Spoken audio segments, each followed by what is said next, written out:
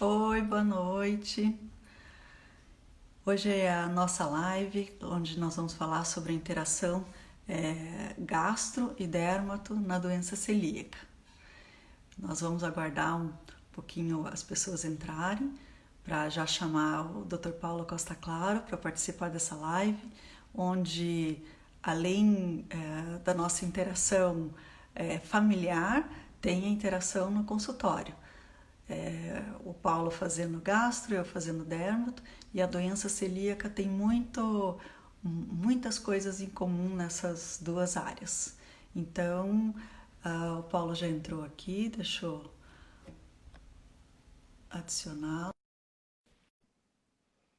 Oi, Iris. Oi, Ideia. Tudo bem? Obrigada pela audiência aqui de vocês. Oi, Paulo. Seja bem-vindo. Oi, Trícia, tudo bem? Tudo bem? Boa noite. Hoje é a tua estreia, né? Hoje é o grande dia da estreia do Paulo em lives. Sim, estamos aqui puxados pela mente tecnológica do consultório, que é a Trícia. Vamos entrar, vamos tentar chegar ao nível. Então, pessoal, é, a gente vai começar a live. Eu vou bloquear um pouquinho os comentários, a entrada aqui para a gente poder se concentrar bem, mas eu queria que todo mundo fosse mandando as perguntas, que no final a gente vai abrir o tempo só para responder as perguntas, tá? E então, podem ir mandando que na sequência a gente vai responder. Bom, hoje a live é sobre a interação da gastro e da dérmato na doença celíaca. A gente resolveu fazer essa live porque maio é o mês da conscientização celíaca. E, é, e isso ocorre no Brasil já há 3 anos. E é para aumentar a consciência tanto das pessoas que têm alguns sintomas, quanto dos seus familiares. E o lema da campanha é: doença celíaca você pode ter e não saber. Paulo, quer falar alguma coisa sobre a nossa campanha? Sim, a nossa campanha no mês de maio, no Maio Verde, ela tem como objetivo informar e orientar os nossos pacientes celíacos e os pacientes que tenham interesse em fazer o diagnóstico, é um reconhecimento. Então, essa semana vai ser dedicada aos celíacos do nosso consultório. Nós vamos falar hoje sobre diagnóstico, sobre sintomas, sobre acompanhamento. Amanhã nós teremos uma live com a nossa nutricionista, que aliás é uma nutricionista especial, porque ela é celíaca, ela pode falar muito bem desse assunto. E na quarta-feira nós teremos um lançamento, né, Teresa? Está confirmado? Confirmado, quarta-feira, no dia, Confirmado. no dia estadual do celíaco. Nós criamos um livro de receita, onde a Trícia escreve e eu cozinho, geralmente é assim, e esse livro, esse pequeno livro de receitas, ele está focado nos celíacos, porque as receitas são todas sem glúten, como nós fazemos aqui na nossa casa, né, amor? Há 6 anos. Isso mesmo. Então, livro de receita agora moderno, a gente chama de e-book, né? Então, vai ser lançado esse e-book com algumas receitas que são naturalmente sem glúten. A gente percebe muita dificuldade dos pacientes sempre pensando em como substituir o glúten nas receitas, mas a gente quer valorizar as receitas, as comidas que naturalmente não têm glúten, que podem ser usadas sempre só com o cuidado da contaminação cruzada, que a gente vai salientar bastante amanhã na live com a Mariane. Então, a doença celíaca, ela é genética, ela é autoimune e ela é sistêmica, né? E a dificuldade em se fazer o diagnóstico é porque muitos pacientes têm vários sintomas inespecíficos e com isso vai se atrasando o diagnóstico, né? Dificulta, atrasa esse diagnóstico, o que pode levar a um pior prognóstico dos pacientes. Então, a campanha do Maio Verde é principalmente para isso, aumentar a conscientização e salientar que as pessoas podem ter a doença celíaca, né, com esses inúmeros sintomas inespecíficos, e não saber.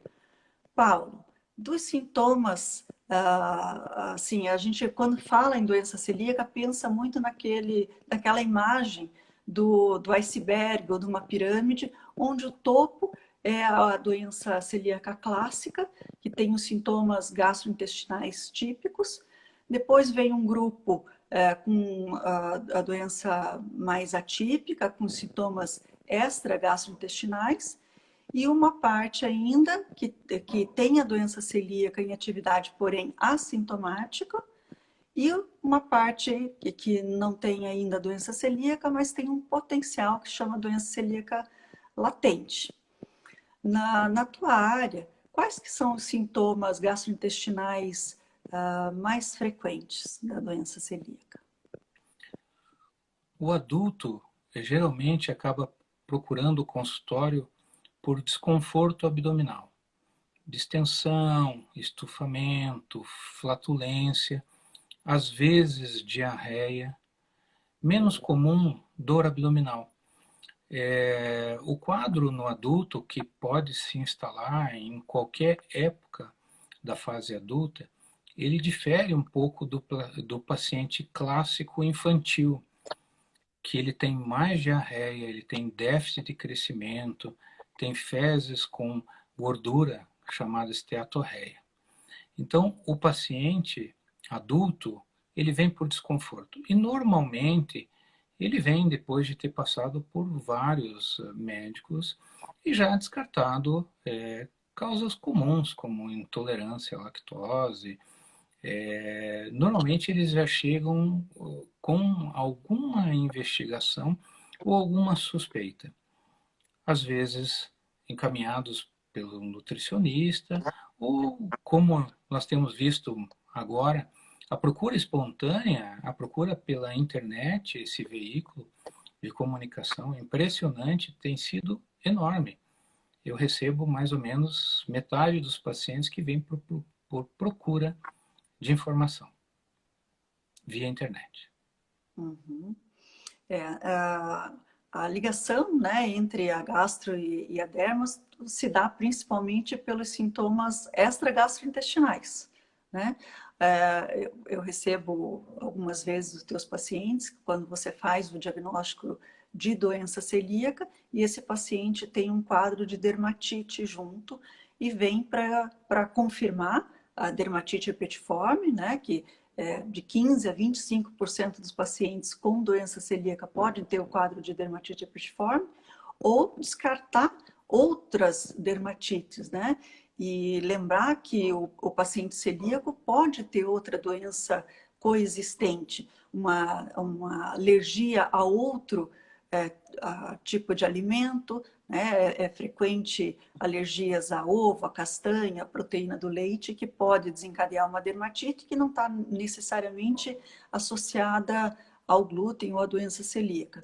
Se bem que existe a alergia ao trigo, e essas alergias que a gente está falando são imunomediadas por IgE, e coexistem, nesse caso, com a doença celíaca. Outras vezes, o paciente vem com um quadro de dermatite puro, independente do encaminhamento do gastro, vem porque há alguns anos já sofre com a dermatite, e na investigação, na anamnese, se percebe algum sintoma gastrointestinal ou história familiar, e pensando-se, né? Porque a doença celíaca sempre tem que pensar nela para se fazer o diagnóstico. Pensando no leque da investigação das dermatites, se houver sintomas sugestivos, seguir na investigação para a doença celíaca. Também existe aqueles pacientes que vêm com outro tipo de doença autoimune com manifestação cutânea, tipo a psoríase, o vitiligo, a rosácea, que na anamnese se percebe que pode ter uma correlação entre as doenças autoimunes e entre elas a doença celíaca, né? Se bem que a maioria, a gente, a queda de cabelo, né? Até a semana passada foi a live sobre queda de cabelo, que é uma queixa muito, muito frequente, tanto quanto a dermatite, e na investigação das alopécias, da queda de cabelo, deve-se pesquisar doenças autoimunes e deficiências de vitamina. E nas deficiências de vitamina se pensa nas má absorção, nas doenças, né, de má absorção, entre elas a doença celíaca. E aí vai uma via ao contrário, o dermato encaminhando para o gastro para investigar a doença de má absorção e doença celíaca, né? Sim, bastante comum lá no consultório. Sobre os sintomas gastrointestinais típicos, isso não é, a verdade para todos os pacientes, até porque os pacientes podem ser assintomáticos. Um terço dos pacientes podem nunca ter sintoma digestivo e acabarem vindo ao consultório por um diagnóstico diferencial baseado em outra doença, no hipotireoidismo refratário a tratamento, ou que responda mal a hormônio, precise de doses cada vez maiores, uma fratura, uma osteoporose fora da época prevista. Então, fraturas em jovens, fraturas em celíacos podem ocorrer, e outros sintomas, anemia crônica, não responsiva, e até sintomas de doenças intestinais. A retocolite ulcerativa é uma doença vinculada a pacientes com doença celíaca e também vinculada à autoimunidade. Uhum. No caso das doenças, dos sintomas extragastrointestinais, o que você vê mais frequentemente?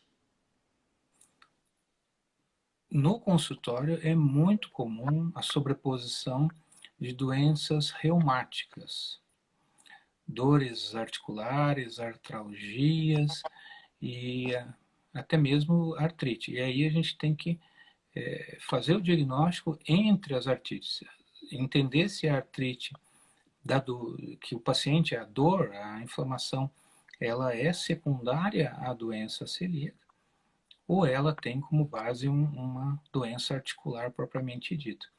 Então, é um jogo de cartas, é um quebra-cabeça. Você tem uma doença principal e a pesquisa e os sintomas são focados nos órgãos e nos diversos sistemas que possam estar cometidos pela formação desses autoanticorpos. Né? Quando você falou da doença genética, a importância dessa transmissão familiar, né?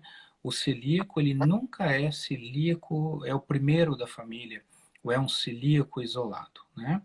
Ele recebeu isso dos pais, ou de cada um dos pais, e sobrepôs esses genes, e aí ele também, assim como ele é positivo, ele pode transmitir para os seus filhos, e os irmãos também podem ser. Então, esse é o papel genético, né? Isso a gente pesquisa quando a gente faz os exames genéticos chamados HLA, antígeno de leucocitário humano. Ela é sistêmica porque os sintomas digestivos podem ser secundários à atrofia da mucosa intestinal e não absorção. Essa não absorção de nutrientes, cálcio, B12, ferro, ácido fólico, pode levar a consequências. A osteoporose vem dessa via não absortiva. E eu posso daí ter diarreia, flatulência, são sintomas digestivos ou extradigestivos. Nesse mecanismo de doença autoimune sistêmica, tentando reagir e se livrar do glúten, porque o organismo do celíaco não interpreta o glúten como uma proteína alimentar, e sim como um antígeno, um agressor. lembra ao organismo como se fosse uma bactéria ou um vírus e ele quer se livrar, criando anticorpos específicos da mucosa, mas às vezes ele erra a mão e cria ou seja, próprio anticorpos, que vão para diversas partes do corpo. Um terço das vezes vão para a pele com a dermatite herpetiforme. A gente tem um privilégio muito grande de ter a equipe formada por esses segmentos, né? A nutricionista dentro da clínica, o dermato dentro da clínica, o serviço de endoscopia dentro da clínica. Então a gente pode direcionar e pedir e focar como queremos as biópsias, como queremos pesquisar. Esse é um privilégio. Uhum. E como você bem falou, né, ela é a doença autoimune, por causa dessa produção dos autoanticorpos, e sistêmica, porque esses autoanticorpos circulam e vão dar essas manifestações à distância, né? E quando há a suspeita, então, da doença celíaca, quais são os próximos passos para confirmar o diagnóstico? O primeiro passo são os exames sorológicos.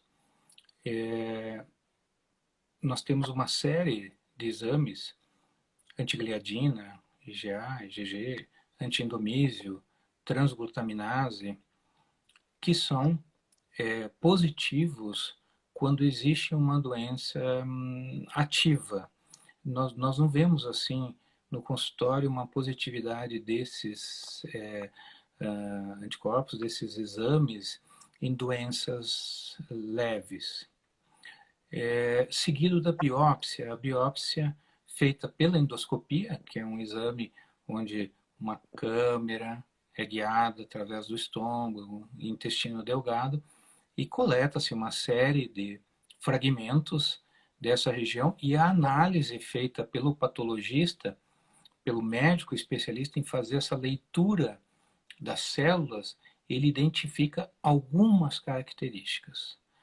A principal característica da doença celíaca é a atrofia da mucosa, em que se perde as vilosidades, aumento das criptas e um infiltrado de linfócitos nessa mucosa.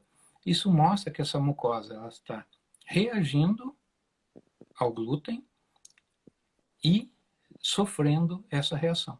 Então, o organismo, através dessa mediação genética e imunológica, ele cria a estrutura modificada da doença.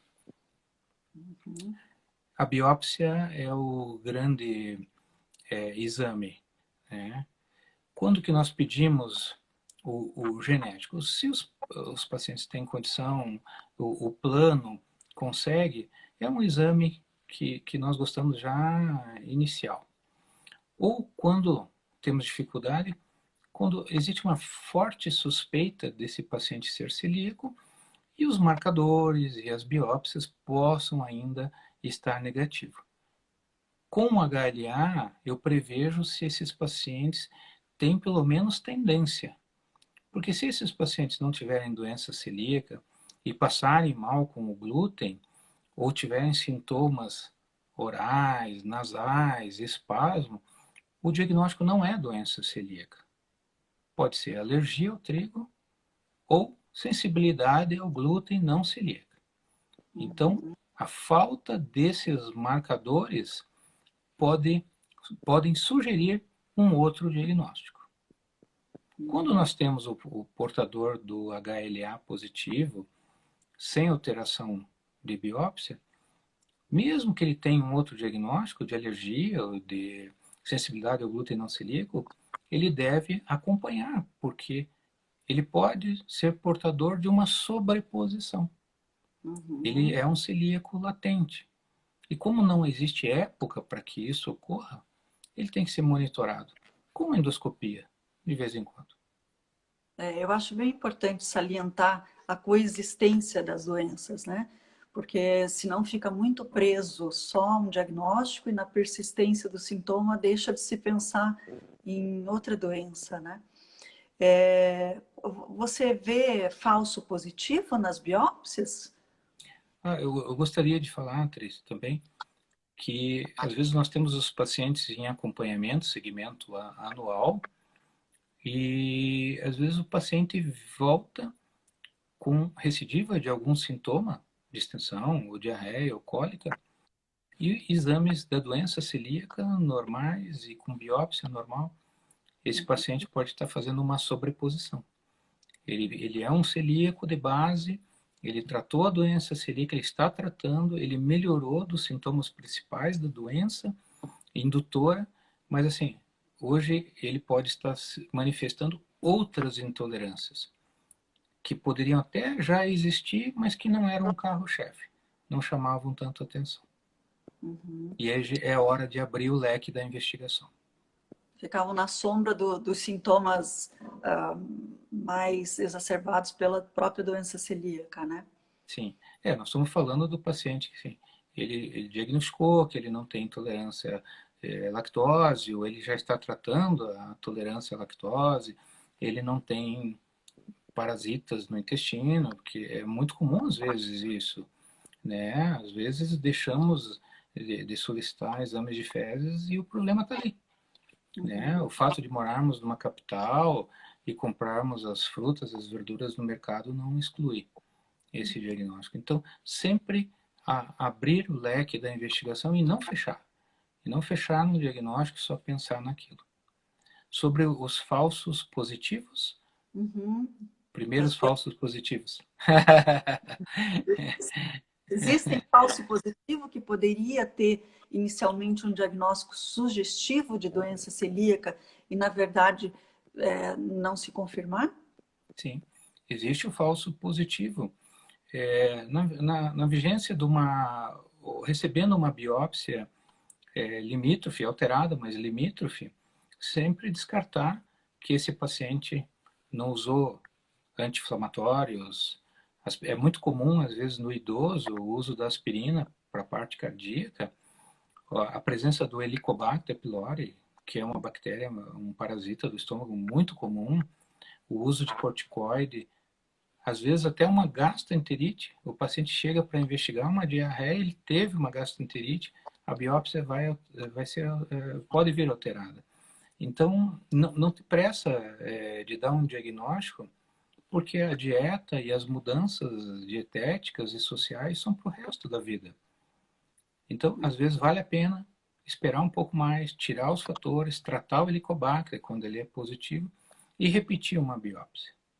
Às vezes a gente tem surpresas, falsos positivos existem. E existe, ao contrário, o falso negativo? Existe o falso negativo. A esperança é sempre que dê negativo. Falso negativo. A causa mais comum de falso negativo é a introdução da dieta. O paciente, e eu reconheço que isso às vezes nos atrapalha no consultório, nos faz fazer mais do que uma rodada de exames, mas eu entendo que os pacientes passem mal, sintam-se desconfortáveis e tentem dietas de restrição. É uma reação natural, mas isso, para o diagnóstico, acaba atrapalhando. Porque se eu corto o glúten, corto os produtos que tenham glúten, eu posso estar tratando inicialmente a minha mucosa. Então, eu tenho uma biópsia falsamente normal. Quando a dúvida em relação a esta situação é grande, quando o paciente já vem em dieta, nós costumamos fazer uma biópsia de base e reintroduzir a dieta de prova, a dieta provocativa, por 4 semanas, que seria a dieta que alteraria essa mucosa. Se a dúvida persistir, esse paciente ele continua se expondo e fará alguma endoscopia ou algumas endoscopias mais adiante, reafirmando essa negatividade. Né? Porque nós temos, às vezes, pacientes, principalmente os que fazem dieta há muito tempo, que podem demorar até um ano e 3 meses. Nós temos um paciente no consultório, com 1 ano e 3 meses de dieta de exposição, ela voltou a ter biópsia alterada. Aí não tem mais erro diagnóstico, né? aí tem que se fazer o tratamento mesmo. E quando o paciente, não sei se você já escutou essa história antes, que tenta fazer o teste de provocação e não consegue, que passa tão mal que não quer fazer esse teste de provocação. Já ouviu falar disso? Sim, é, nós respeitamos esse paciente e se ele não tiver um diagnóstico de sobreposição, porque às vezes ele está passando mal não por ser celíaco, ele está passando mal porque ele é alérgico ao glúten, ou tem sensibilidade ao glúten não celíaco. Se ele não tiver esse diagnóstico a mais e não conseguir se expor, acompanhamos.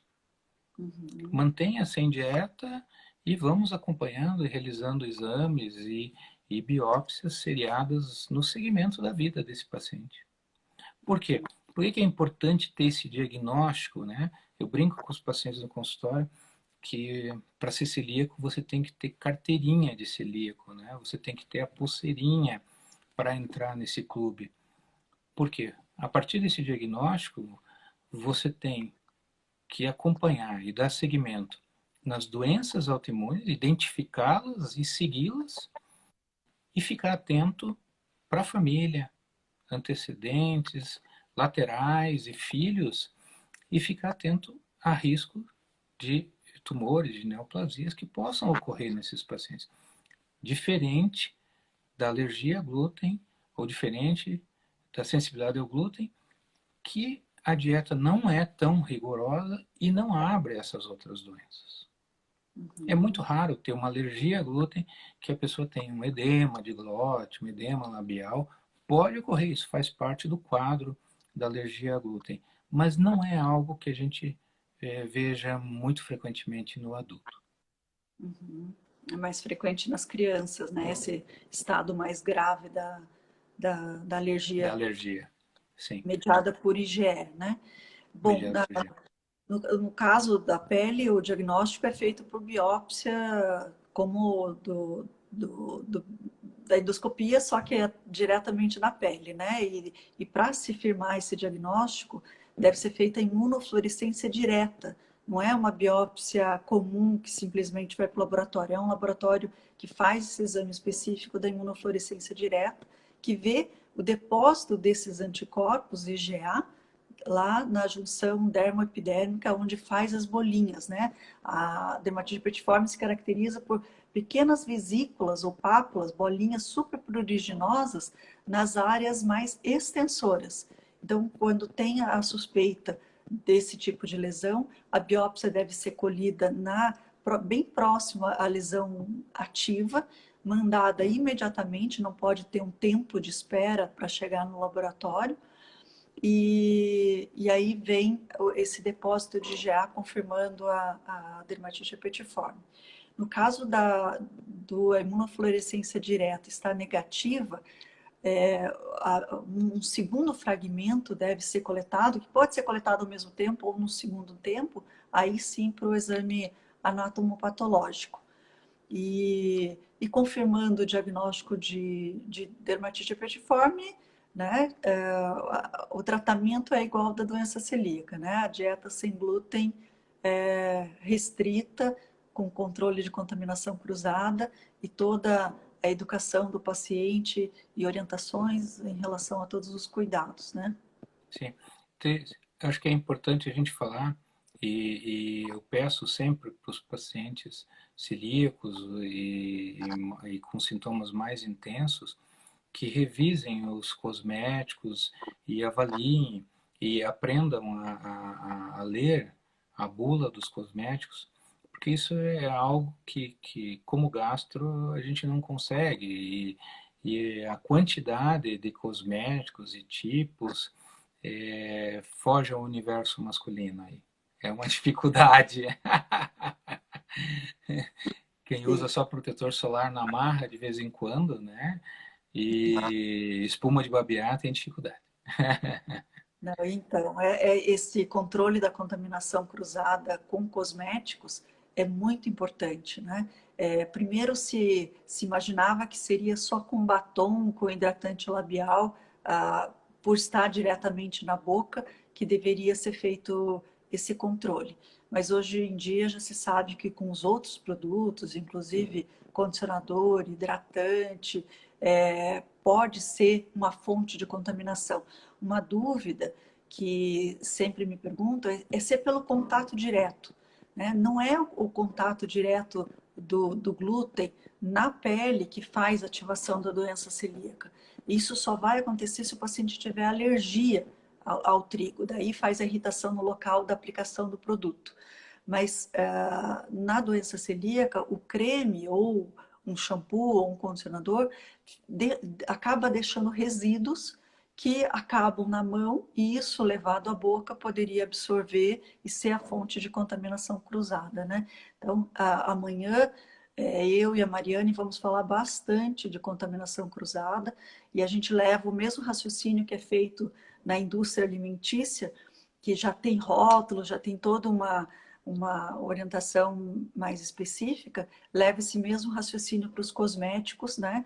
Porque nenhum cosmético está escrito na caixa, ou na bula, ou na embalagem, que é gluten free, ou que não contém glúten, ou contém traços de glúten, como a gente vê na alimentação. Então, amanhã a gente vai conversar bastante sobre essas palavras-chave que devem ser olhadas no rótulo, né? E muita a dificuldade é porque são nomes diferentes, às vezes escrito em latim, às vezes escrito em inglês, e são fontes de contaminação cruzada, né? Eu recebo pacientes teus que estão sob controle, de repente altera né, a biópsia e vai pesquisar e estão usando cosméticos contaminados, às vezes muito mais do que um, né? Então, esse controle dessa contaminação cruzada, assim como faz o controle com a Mariane, revisão de marcas. Uma coisa que a gente vai conversar amanhã é sobre não ter lista pronta de produtos seguros, porque o que hoje é seguro, que não tem glúten, amanhã a indústria modifica o rótulo e se o paciente não estiver bem consciente do que deve procurar, acaba se iludindo que está usando uma marca segura porque está na lista de alguém, de algum lugar, né, que viu essa lista. Então, amanhã vai ser um dia especial para a gente falar bastante dessa contaminação cruzada, que é o calo do sapato, do pé. Bom, então, né, a gente vê assim bastante dificuldade em relação ao tratamento, né? O que você percebe, fora esses cuidados que tem que ter em relação a rótulo de alimento e rótulo de cosmético, quais são as outras dificuldades que você percebe no acompanhamento desses pacientes? Bom, a pior dificuldade é a palavra não, né? Então, a partir do momento do diagnóstico, que nós sabemos e orientamos os pacientes que o tratamento é para o resto da vida, os cuidados são para sempre, esse não, ele fica martelando na cabeça do paciente, dos seus pais, dos seus familiares, do cônjuge, pensando se esse diagnóstico é um diagnóstico para mim, é um diagnóstico real e impacta na vida e no controle, no trabalho, na vida social. Esse é o grande empecilho. Eu vejo assim as reclamações, né? Ao mesmo tempo que você cria um diagnóstico que o seu tratamento, o seu cuidado vai dar maior qualidade de vida, vai dar maior sobrevida, vai impedir doenças. Por outro lado, você tira uma forma de prazer dessas pessoas vinculado a alimentos que contenham glúten. É lógico que a indústria alimentícia e as farinhas sem glúten, as receitas, vem melhorando cada vez mais, né? Eu lembro dos primeiros diagnósticos que nós fazíamos, realizávamos aqui em Curitiba, que nós encaminhávamos os pacientes para comprar a granel no mercado municipal a fécula de batata, a farinha de arroz, para que cada um criasse e tivesse uma receita do seu pão, né? Muitas vezes o trigo sarraceno era limitado a 2 quilos por pessoa.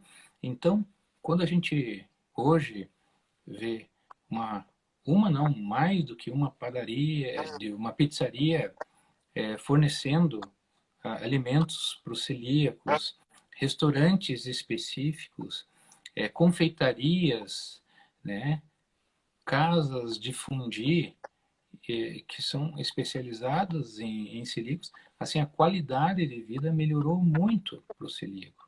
Esse cuidado da indústria, os mercados com gôndolas específicas para celíacos, isso foi um grande avanço. Então, mas a gente sabe que o não é o grande problema.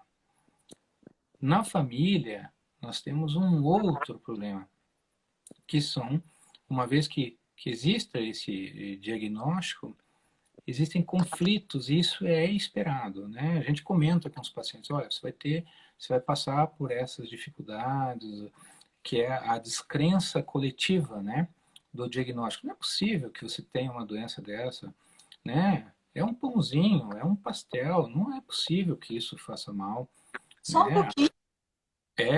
As avós, as tias, mas assim, você sempre comeu aqui em casa, você sempre comeu o meu pão, então passa a ter assim, um momento e um bullying, né, afetivo. E muitas vezes, principalmente quando isso ocorre em crianças, adolescentes, a família às vezes acaba expondo o paciente ao glúten, é, na tentativa de deixar que aquela criança experimente, que ela tenha experiência. Então, os pais, às vezes, nós vemos os pais super rigorosos, mas às vezes a casa do vovô, a casa da tia, é um fator de exposição. Eu acho Uhum. que esse é o grande problema. Existe o glúten embutido em outros alimentos, mudanças de marca contendo glúten, e as outras formas de glúten em casa, né?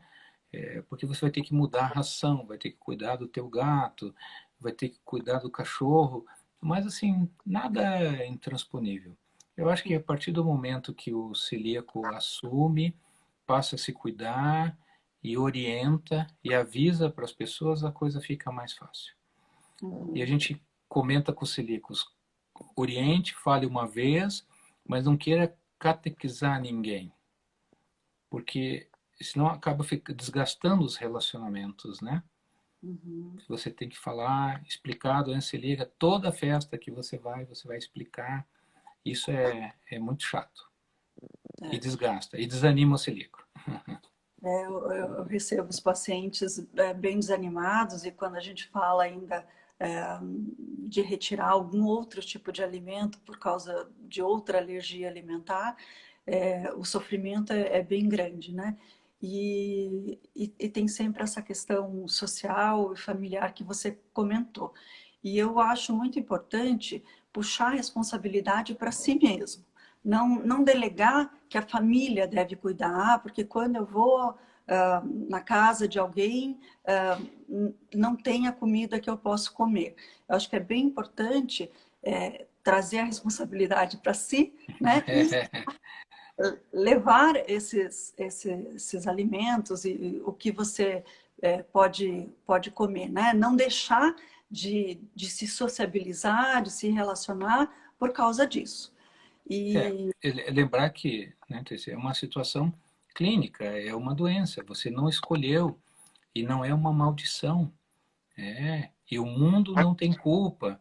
E o garçom, ele não fez formação em gastroenterologia, ele não sabe, às vezes ele tá defendendo o salário dele, às vezes até o maître, né? Então, assim, a gente tem que, o celíaco, ele tem que ter a consciência que o problema é dele, que a informação é dele e que ele tem que cuidar.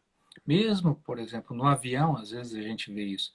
é comunicado previamente, eu faço várias cartinhas, tem vários pacientes que usam, mas daí você abre a tua refeição e tá lá, pão ou tem macarrão, você não deve se revoltar com isso e comer e passar mal e culpar. Não, você percebeu, você entendeu, você visualizou, evite, explique, chame a atenção, peça um outro alimento, né? Substitua. O celíaco sempre tem que ter uma caixinha de emergência, né? Com umas Aham. barrinhas, uns alimentos, na viagem, levar sanduíches, tudo isso é permitido desde que você avise antes. É Isso. melhor, A é melhor Mariane, antecipar os problemas.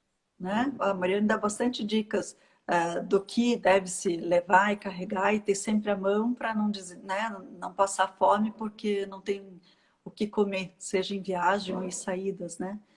Sim, E e, qualquer lugar pode fritar um ovo, né? E você pode abrir uma latinha de atum em qualquer mercadinho. então, faltam ainda uns 15 minutos. Eu vou abrir para questões. Você gostaria de fazer alguma outra consideração antes da gente abrir para responder? Bom, eu gostaria de agradecer a você, né, que é a grande incentivadora da nossa parte tecnológica do consultório, né? Mérito seu. Eu só vou atrás. E elogiar o trabalho que a Seu Par tem feito, né? O monitoramento, as visitas nos restaurantes, a informação, as palestras, né? É, a todo tempo nós temos novos celíacos e eles têm que ser orientados no seu beabá, o que pode, o que não pode, acolher essas pessoas em sofrimento, com tristeza. Isso é muito importante. E só uma associação conseguiria fazer isso. O consultório, os consultórios de gastrologia, de diagnóstico, não têm como atender esta demanda, esse grau de sofrimento, né? Esse grau de informação. E mérito da Celpar e a nossa do Paraná é um exemplo, né, para o Brasil.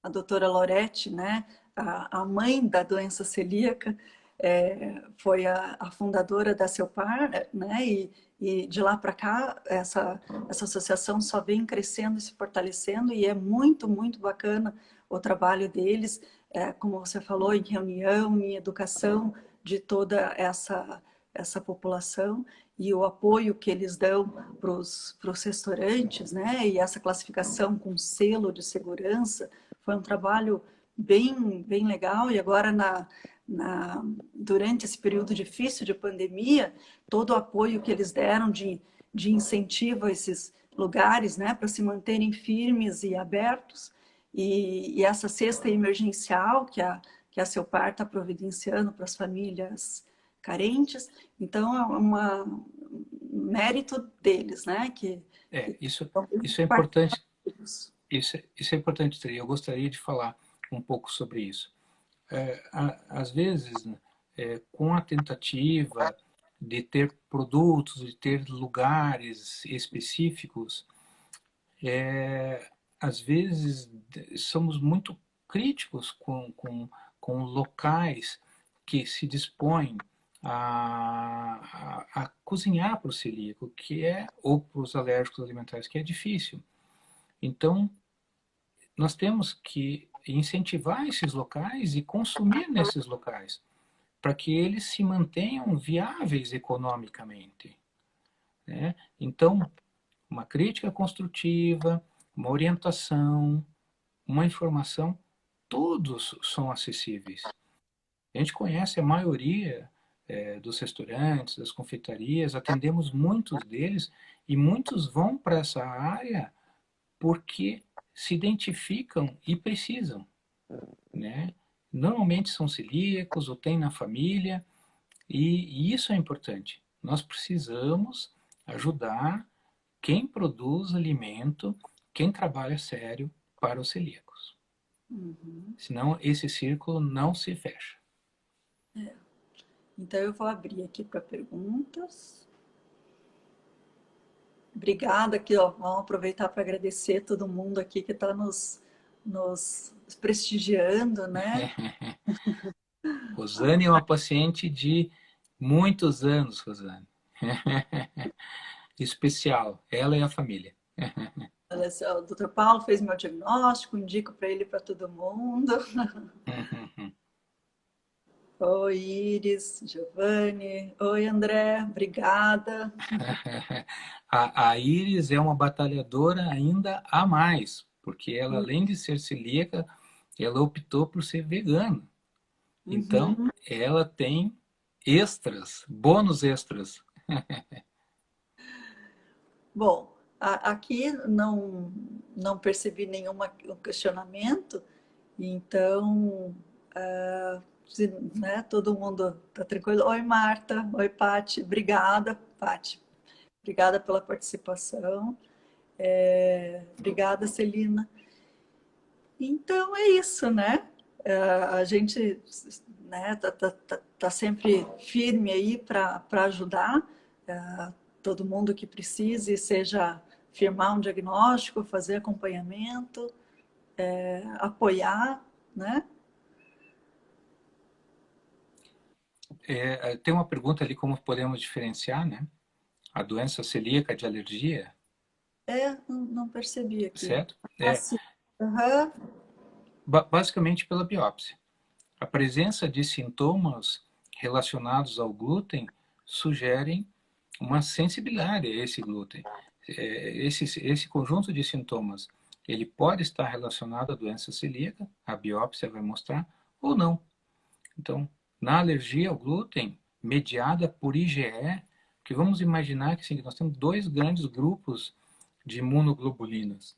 A IgE, que é de reação imediata, na hora que consome, pouco tempo depois reage, e as de resposta tardia, 24 a 48 horas.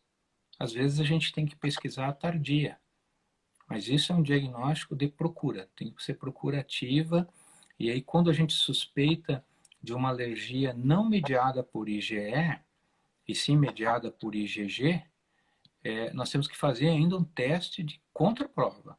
Nós temos que retirar, normalmente a pessoa melhora dos sintomas e reexpor para provar se existe essa reação realmente, a quais produtos e qual a dose de tolerância. Lembrar que alergias, essas outras alergias, formas de alergia, de intolerância, elas podem mudar com o tempo. Então, uma vez identificado esses alimentos e reduzido, retirado da dieta, com o tempo você pode conseguir usar pequenas doses Tornar ou até tolerante, né? se tornar tolerante.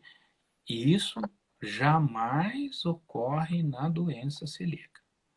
Na doença celíaca, a dieta e os cuidados são para sempre. Uma dúvida que eu vejo frequente é assim, e se eu me expus, quanto tempo levo para mudar a biópsia? Isso é relativo. Cada pessoa tem um grau de reação, né? Então, não vale a pena se expor e 1 a 2 meses antes da endoscopia de controle anual fazer dieta certinho. Aí não vale. Tem aqueles que se expõem e não são sintomáticos, né? Apesar da contaminação, se mantêm assintomáticos. Esses são os piores, né? Os mais difíceis, mais problemáticos. Para esses pacientes, o único controle efetivo é a biópsia. E ele nunca sentiu sintoma, ele provavelmente não vai apresentar. E a gente vê que quando existe na família de um não sintomático, é comum se replicar esse perfil também. É comum que mais pessoas da família tenham a doença de maneira sintomática. É difícil tratar alguém que não tenha sintoma só pelo potencial futuro de doença. Mas devemos pensar assim, por que nós tratamos o colesterol se ele não me dá nenhum sintoma? Ele não me dá dor de cabeça, ele não aumenta a minha pressão diretamente, mas todo mundo sabe que tem que tratar para prevenir um infarto, para prevenir um derrame. Então, são doenças. E esse é o jogo da doença celíaca. Você não... Imaginar que o tratamento, né, não é um remédio. O bom não se gasta em remédio, se gasta em comida. E a comida prevenindo doenças graves, né? A gente falou de outras doenças autoimunes, mas tem a questão do linfoma, né? Sim, são neoplasias vinculadas à doença celíaca. Né? Apesar de ser descrito como raro, no consultório nós temos pelo menos 5 ou 6 pacientes que desenvolveram linfoma em algum momento da doença celíaca. Isso não corre assim, eu sou celíaco, eu tenho diagnóstico há 1 ano, se eu não me tratar, em 1 ano eu terei linfoma, eu terei câncer. Não, não é assim. Mas esse estímulo imunológico na mucosa, ano após ano, essa reação de desepitelização, isso vai estimulando o sistema imunológico, os linfáticos dessa região, e você pode ter uma perda de controle em direção a esse tipo de neoplasia. E esse tempo é diferente de pessoa para pessoa, né? É Não tem que diferente. generalizar nenhuma dos prognósticos, né? Seja de outra doença autoimune que acabe desenvolvendo ou do linfoma, né? É, Tem uma o, celi, pergunta. o celíaco tem 10 vezes mais doenças autoimunes do que a população geral, né? É mandatório acompanhar as doenças autoimunes. E é muito interessante que nos pacientes realizadores de dieta que melhoram sua biópsia, alguns marcadores imunológicos caem, diminuem, até desaparecem. Né? Não estamos falando da tireoide, porque a tireoide, uma vez induzida, ela se mantém. A destruição ela ocorre daí em diante por conta, até destruir toda a glândula, né? O hipotireoidismo. Mas as outras sempre melhoram. Então, aqui agradecer a Marlene. A Kelly tem uma pergunta. Na sensibilidade ao glúten não celíaca, apenas não podemos fazer a ingestão? Ou os cosméticos estão liberados? Então, a sensibilidade ao glúten não celíaca não tem esse caráter de doença autoimune, a princípio, né? Então, a, a, a contaminação com os cosméticos devem ser evitadas, mas não há necessidade de um controle tão rigoroso de contaminação cruzada como existe na doença celíaca. Claro que é individual o quanto se consegue comer, né? Ou comer ou ter esse contato com os cosméticos, mas é mais pela intensidade do sintoma do que pela gravidade da doença. Você quer complementar alguma coisa em relação à sensibilidade ao glúten não celíaca? Se esse for o diagnóstico definitivo, a preocupação ela é menor. Você vai cuidar dessa entidade porque ela te causa desconforto, porque ela te dá sintomas, mas ela não abre possibilidades para outras doenças. Lembrar que às vezes esse quadro, isso que nós estamos conversando, vale para o ano de 2020. Né? O estudo da doença celíaca, desde a primeira descrição, que foi em 1888, ele vem mudando. Né? Mais doenças foram acrescentadas, mais sintomas. Né? Hoje nós temos um grupo de doenças autoimunes que nós podemos acompanhar. Provavelmente isso vai mudar.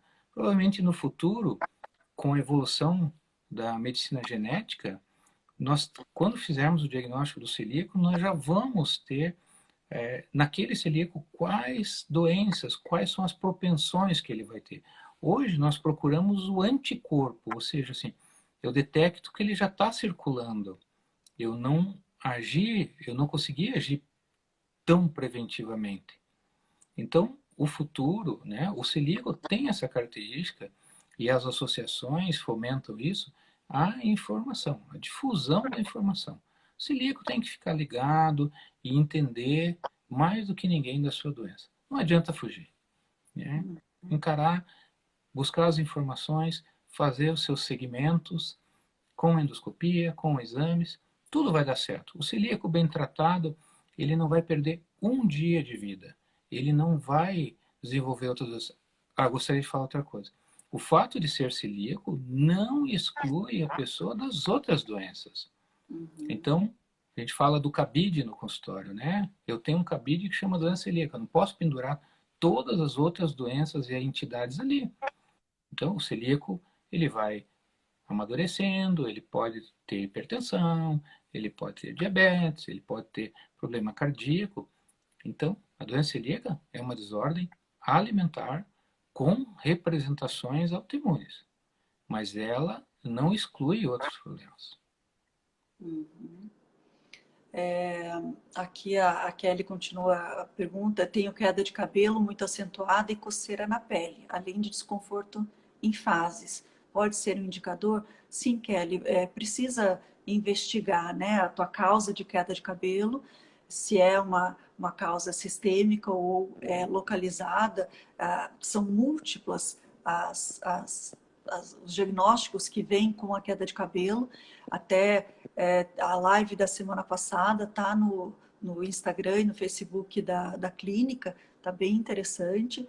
E eu sugiro investigar, né, a coceira, para não só determinar se você tem a dermatite herpetiforme ou uma alergia, seja ao trigo, seja a algum outro alimento ou produto químico, porque existe a dermatite de contato, e para isso tem teste específico para investigar, né?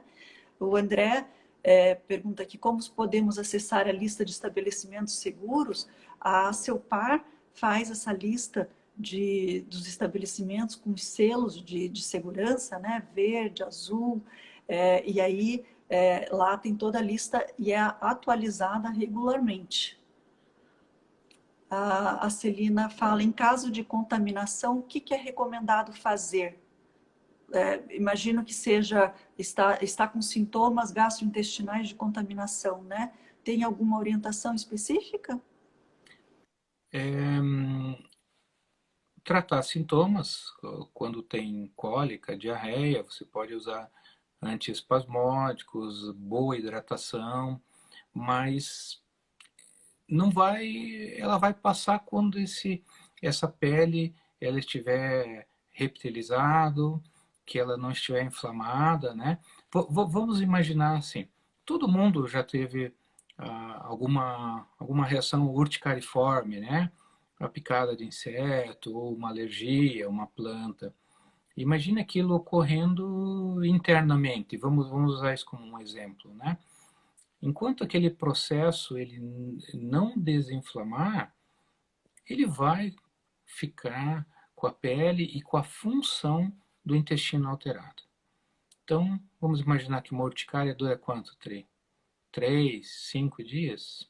E um antistamínico ajudaria, o que é diferente no caso da doença celíaca, né? Isso. Não adianta usar um corticoide, um predicin, ou usar um antistamínico e ir para o restaurante. Isso não funciona. Todo celíaco tem que saber disso. Não tem como prevenir a contaminação, os efeitos da contaminação. Uhum. A Celina é um exemplo de desafio, né?